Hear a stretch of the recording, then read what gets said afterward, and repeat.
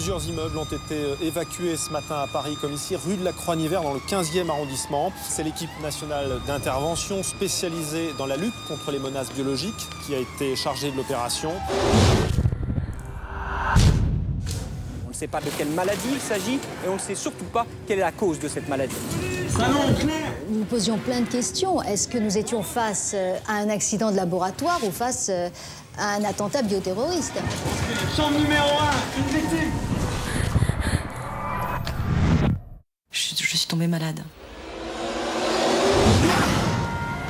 J'ai été la première, je crois, à tomber malade.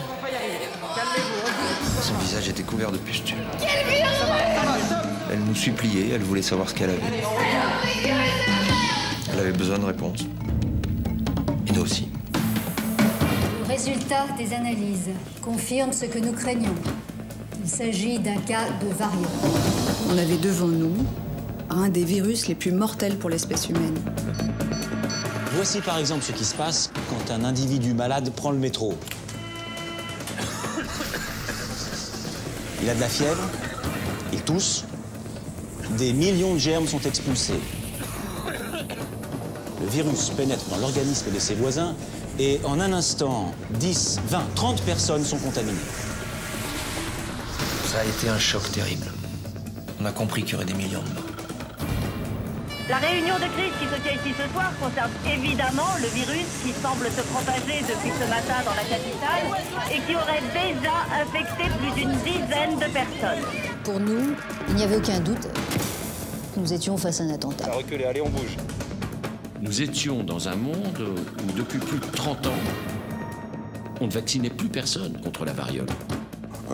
Une nouvelle génération d'individus sans immunisation allait bientôt apparaître. Et donc, à partir de ce moment, le virus de la variole est devenu une arme redoutable. La question était maintenant de savoir comment le virus de la variole avait pu s'échapper. Nous espérons avoir des informations à ce sujet dans les heures qui viennent. Je m'appelle Léa Nadeau, j'ai 15 ans. Léa a filmé tout ce qui se passait. Il y a une épidémie qui se répand et elle nous a dit qu'on allait en centre de quarantaine. Ils ont dit qu'ils voulaient nous vacciner, qu'ils allaient vacciner tous les gens de l'immeuble.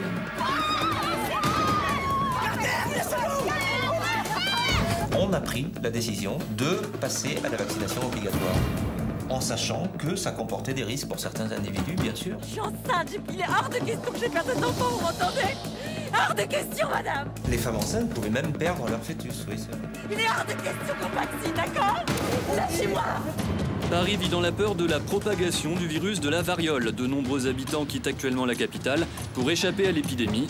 Les gens pensaient que s'ils partaient à la campagne ou à la montagne, ils seraient épargnés par la maladie. Ils n'écoutaient pas les messages que nous communiquions, qui expliquaient que plus les déplacements étaient nombreux, plus la diffusion du virus gagnerait en force et en rapidité. Depuis 19h ce soir, nous avons procédé à la fermeture des portes de Paris et des voies d'accès à la ville. Toute circulation, au départ ou à l'entrée de la capitale, est désormais interdite. Des barrages filtrants, des postes de contrôle sont mis en place en prenant la route.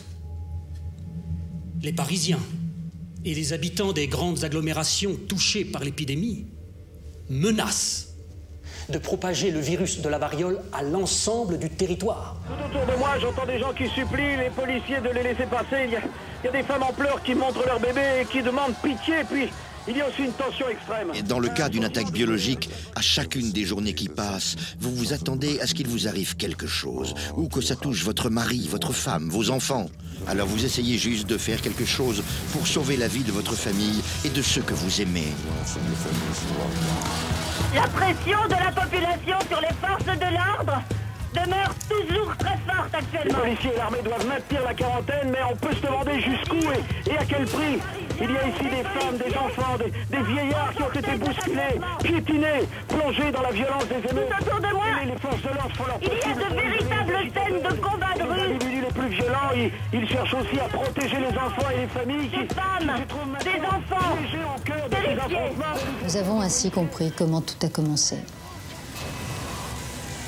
Reste maintenant à savoir quand tout finira.